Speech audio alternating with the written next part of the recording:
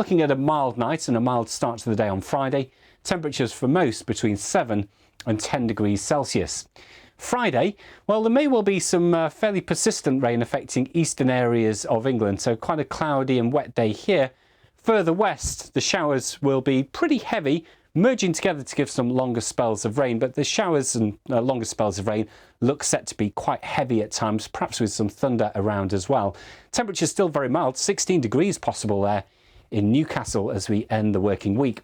Now the weekend, the same area of low pressure is still with us, but it will be gradually weakening, the next one coming in as we head towards Sunday afternoon. So weather-wise, Saturday looks like being a cloudy day with further outbreaks of rain. Now the rain could be quite heavy towards Scotland and Northern Ireland, perhaps with some thunderstorms, maybe a bit of hail mixed in here.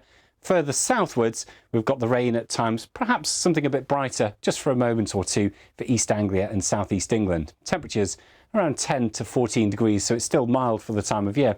Second half of the weekend, better chance of seeing a bit of sunshine, especially during Sunday morning. However, it will cloud over quickly across western areas with outbreaks of rain, soon spreading back to Northern Ireland and reaching Wales and western areas of England as we go through Sunday afternoon.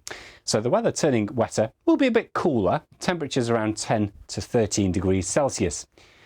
Now taking a look at the weather charts into next week, well, as that area of low pressure pulls away, we're going to start to get these northerly winds moving back in. Now really it's across the northern half of the UK that we'll see the biggest drops in temperatures.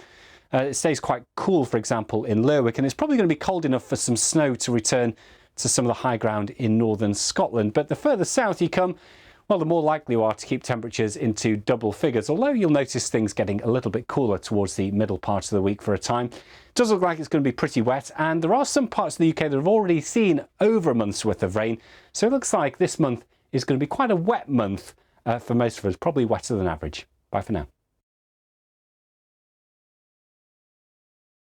It is the memory of everyone and everything that was here that will live on. Although she divides opinion, seems she is going out of a combination of frustration and fatigue. Hidden on this estate is a building which some think could be part of the answer to the housing crisis.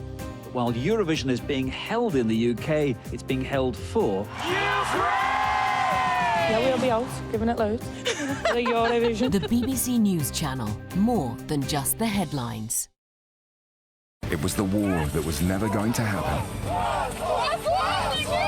Я считаю, то, что происходит, военным преступлением. The invasion that shook the world.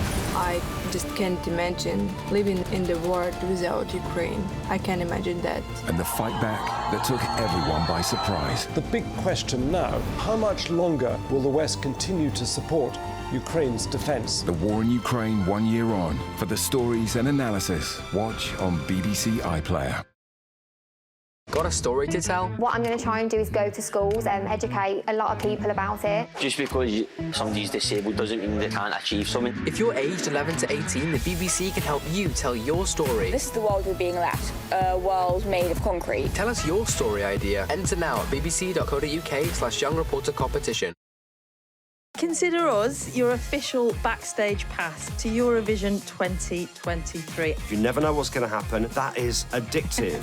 How did one of the biggest robberies in history help to create one of Britain's richest and most notorious gangsters? I'm curious about how you think people perceive you. As a danger, as a risk, as a potential risk. It was a story. It was the big story. There's always more to the story with our podcasts. Listen on BBC Sounds. Are you a raver? Do I look like a raver? I've got bass in a backpack. This is amazing. Dancing for like 4 or 5 hours of a gig, you could generate about 800 kilowatt hours of thermal energy. So that's a lot of energy. Right, so shall we give it a taste? And it's my favourite. We're really talking to the plants, and they're telling us how happy they are. It can fly, but it can also float on water. The bots kick off with some swift striking. Oh my God, that came by quick. It's all about augmented reality. Useful, then. It's useful. I scroll through the options with my finger here. Solar system, let's give that one a go. Totally and utterly immersed in another world there. We've got to consider all of these things if we're going to avoid an apocalyptic fate. But also excited. The police have found us. I can't believe I'm now wanting to run away from the police. Thanks for watching. Bye. Your Tech Update. Click Saturday at 12:30 on the BBC News Channel. People are travelling again, heading back out on the road and rediscovering their wanderlust. Exploring new destinations and cultures, making fresh friends and creating memories that will last a lifetime. That's why at the Travel Show, we're expanding our horizons too. And wherever we go, we want you to come with us. Now, that might make for an awful lot of excess baggage, but we think you're worth it. The Travel Show. Watch now on BBC iPlayer. Want to understand what the news means for you? BBC News Catch Up on Sounds is a new playlist that puts you in control and lets you explore the stories you're interested in. From breaking headlines... There's been a wave of missile strikes across Ukraine. ...to deep dive podcasts and current analysis. The longer the conflict goes on, the more chance there is just something happening that leads to an escalation. Make sense of the stories you care about whenever suits you. Open the BBC Sounds app, tap podcasts for News Catch Up. In the aftermath of the devastating earthquake, what's next for the survivors in Turkey and Syria? Down there are small children removing the rubble. What we've just been finding as we've spoken to people is that they are desperate. President Erdogan is promising everyone a new home within a year. That's optimistic. See the headlines as they happen with breaking news alerts in the app and get the full story with bbc.co.uk/news. Follow the story for all the latest with BBC News.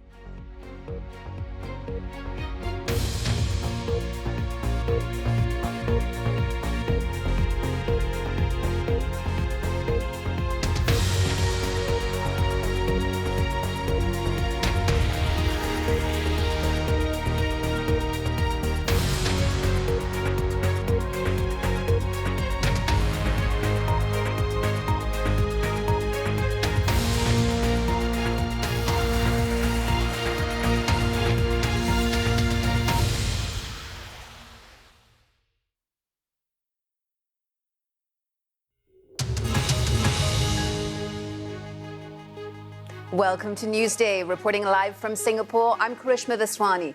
The headlines. The race to recover the wreckage of an American surveillance drone downed over the Black Sea. Financial regulators in Switzerland say they are ready to support lender Credit Suisse after its shares plunged, rattling European markets. Authorities in Pakistan paused their attempts to arrest the opposition leader, Imran Khan, after clashes between police and his supporters. And as Bali announces plans to ban foreign tourists from renting motorbikes, we find out what the impact is on the ground. Live from our studio in Singapore. This is BBC News. It's Newsday.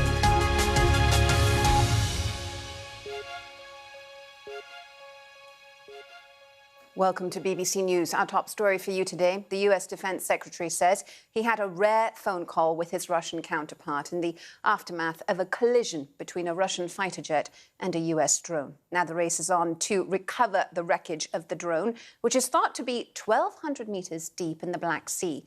Russia has also said it will try to find the wreckage. Meanwhile, America's top general said the whole incident was a result of Russia's increasingly aggressive behavior in the area. US Defense Secretary Lloyd Austin gave this update earlier. As I've said repeatedly, it's important